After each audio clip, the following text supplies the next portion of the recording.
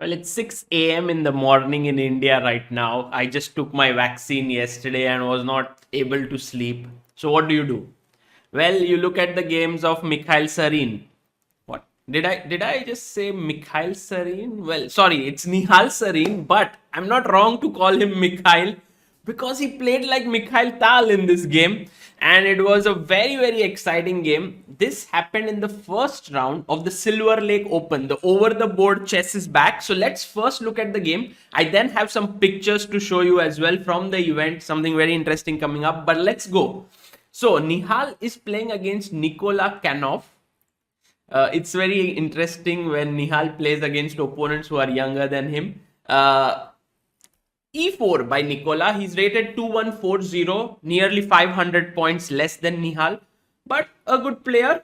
So Nihal responds with Karo-Kan, which is one of his weapons, in his arsenal. D4, D5, knight to C3, and now we know what Nihal does. Takes, and he always puts his knight on F6 because he likes to play this system with E takes F6. We've seen him playing at, I think, the Asian Championship, at the online Olympiad. I mean, at several events. He just likes to play this. C3, black goes bishop D6, developing his bishop.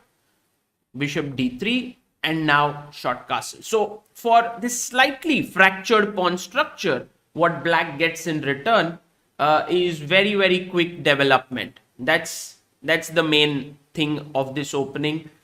He has been able to castle, his bishop will come out, the knight will develop, and so on.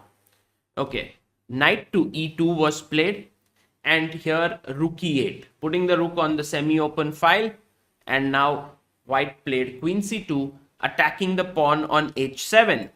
What do you play here as black? Think about it, because it's an interesting move. You have to do something about this pawn. Well, an interesting way to defend is king h8, because then when you take, I can play g6, but the way Nihal does it here is to play the move h5.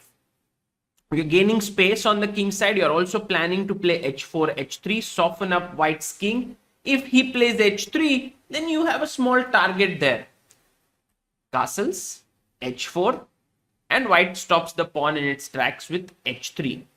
Now Nihal develops his knight to d7. Usually this knight goes from f8, then could go to g6 or to e6. Bishop d2, a knight f8, rook a d1. I think until now white has played the opening pretty well.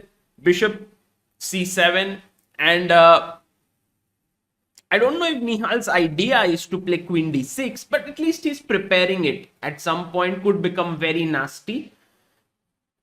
I was just trying to think, is queen d6 a threat or not? And I just made a rough move a4, to just analyze this position, and it turned out to be a beautiful line which I wanted to share with you.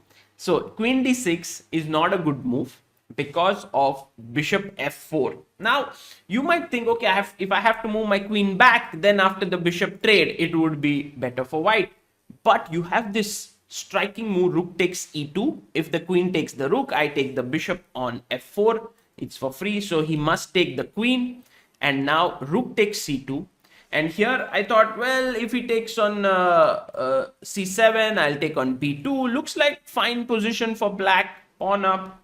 But in comes the move, white to play. Would you like to think here? Bishop a3 defends the pawn, and the rook is trapped on c2. It's just a variation which shows how beautiful it is. You're a piece up right now as black, but you're losing an entire rook. Okay, here he played the move c4.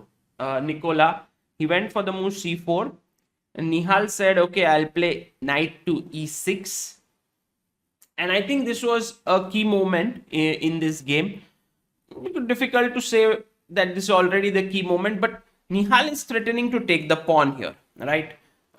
If you move this bishop, then the pawn is no longer hanging, because then there would be bishop h7 check, and the rook would start to defend the d4 pawn. So where to move the bishop? One option is c3, which happened in the game. The other one is b4, which is actually the better move. And I think after bishop b4, Nihal has some problems in this opening, because d5 is a realistic threat here. Also, on the other hand, the bishop is more active on this square on b4. So Nikola should have chosen this. Just to give you an example, a5 can be met with the move d5, very strong. And if you take here, I take on e6, and already threats of bishop h7 and rook takes queen are very, very powerful. So he played bishop c3. Even here, I felt that white's position is pretty okay. But Nihal now embarks on a Tal-like sacrifice. He goes knight g5. Now, why is this move very dangerous? Is because white says, I'm kicking your knight away. Now, if you are just going to come back, then after d5, you might as well just resign the game. Nihal's idea wasn't to come back. It was to take on h3. And for 2 pawns, he has sacrificed a piece. Is this enough? No. But is this complicated? Yes. Especially for his opponent who's rated 500 elo points than him. I think Nihal took a calculated risk. Rook f2 and he played queen d7. So now the queen might want to jump in here. He might want to double the rooks on the e file. I think it's a good moment for you to pause this video and to think, what would you play here as white? White to play and defend here. You know, try to defend very solidly. What would you do here? Well, Nihal here, Nihal's opponent played king h2. Not a bad move, but a very nice move would have been bishop h7 check. Now, generally, if you want to move this bishop, I want to bring it to e4. But whenever an opportunity arises, it's good to insert this check, force the king to h8, can't go to f8 by the way, because there are always bishop b4 ideas, and then come back. And I think if the opponent would have found this maneuver, Nihal would have been in big trouble, especially because let's say a check here, king h1, I don't see how to continue. Rook d8, bishop f3, then the queen is pushed back, the rook moves to h2, the other rook comes to g1. It doesn't look great. And also, the other key element here is that whenever Nihal tries to double with rook e7 and rook e8, which is a powerful idea, he has the move bishop b4 and you're not able to double. You can't play a rook to e6. There is bishop f5 in the air. So, this entire idea of check and coming back would have been very, very powerful. And I guess Nihal would have been in big trouble there. But his opponent played king h2, now bg4. And the big threat for black now, I mean what black is threatening, is rook e3 and rook e8. As I mentioned, if the rooks can double, then this bishop, queen, the other bishop, this entire pack can launch a very powerful attack. So a very good move would have been queen d2, stopping it. Here now it's no longer so clear. Let's say bishop b4, I come back, rook g1, rook a d8, bishop c3, g6. He will go f5. Okay, the game goes on. You know, it's not over. But he went rook e1 in this position. And Nihal says, thank you so much. He plonks his rook on e3. Now starts brilliant play by the youngster. First, bishop d2 was played. Okay, strongest defense here was king g2, king g1, rook a e8, bd2, rook h3, bishop h7. As always, you know, whenever you want to bring the bishop, give a check and come back. Bishop e2 and queen d4. I think the position is still complicated. Now Nihal has 3 pawns for the piece. But this was the best defense. He played bd2. So first a check. And now if king g2, this didn't happen in the game. He went king g1. So we'll come to it. But if king g2, what is your move here as black? Black to play. Kudos if you found bishop f3. Good move. Rook f3 and queen g4. A very nice idea. Black wins here. So king g1 was played. And now black to play. What do you do here? It's not a tough move. Just flow now. Flow with the attack. Bishop f3. So the threat is rook h1 mate. Also the queen is coming in. Have to be careful. And now a very, very smart defense by Kanov. He played rook to g2. Once again, your move now. Take your time. Okay, now this time, take your time. Nihal to play. Put yourself in his shoes. top board. You are on the third board in the tournament. You can see up there. There's Nihal up there playing his game. What do you do here? Black to play. Now, for all those who said bishop takes g2, not a good idea. Why? Check king here and bishop f5. Hits the queen, hits the rook. White is winning. So Nihal had this very classy move up his sleeve. Rook h1. If you found this, excellent, because king h1, queen h3 is a checkmate. So had to go to f2. And now, again, time for you to think. Well, you have to attack. You have to attack carefully because, okay. So firstly, if you've played the move bishop takes g2, okay, not bad. Say after bishop f5 and it's still better, but not very clear. Rook e1 is another move. If you played this, also fine. Bishop e1, bishop g2, king takes. And somehow, black has enough compensation here. Like this, should be winning. But the strongest move and the one that was found by Nihal was queen h3. Well done if you found this. The point being, you can't take the rook on h1. I take here and take on h1. So you have to play rook e g1. If you played rook g g1, you can find the mate. Yes, it's not so tough. Rook h2 check. King goes to e3. Bishop g2 check. Knight g3. Queen g3. And queen f3 mate. So that was not so tough. Rook e g1. And black to play here. Nihal took. Now you must take with the rook, otherwise the rook on g2 is hanging. So he took here. And once again, I think this is the final moment in the game. Maybe there's one more actually, one more. So what do you do here as black? Think. Now, if you have seen a lot of videos of top players, Grandmaster Chess, particularly on this channel, you would have known that the best thing that top players do when attacking is to include all their pieces into the attack. So the queen is here, bishop is here. You may keep on looking at some checks and then the bishop hangs and all of it. But Nihal says, let's bring our rook. It's sleeping in the corner. Why don't I get it into the game? Very good move.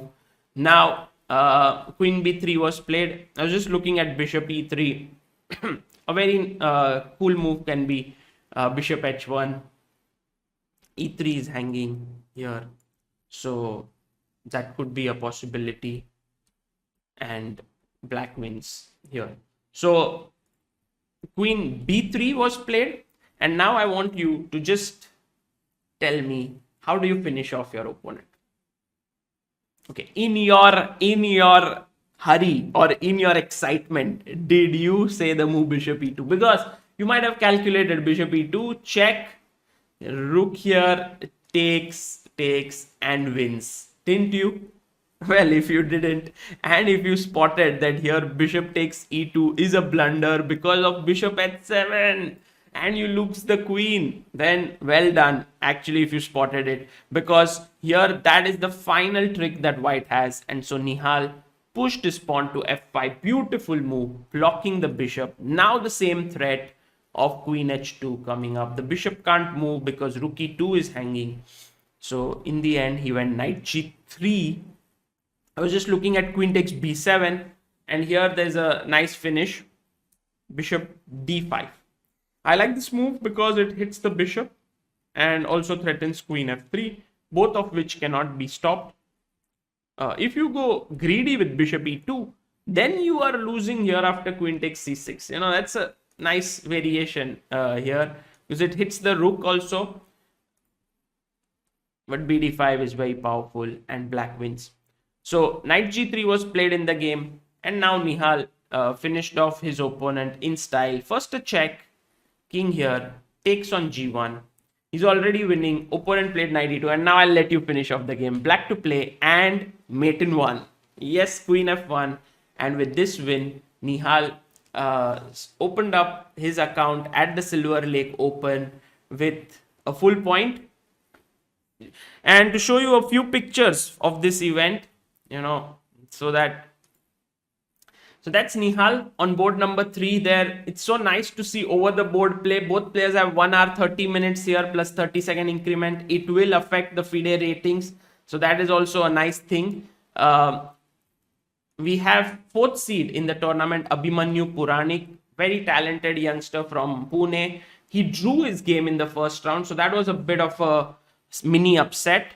Harshit Raja is playing there, young talent who's right now in the US studying.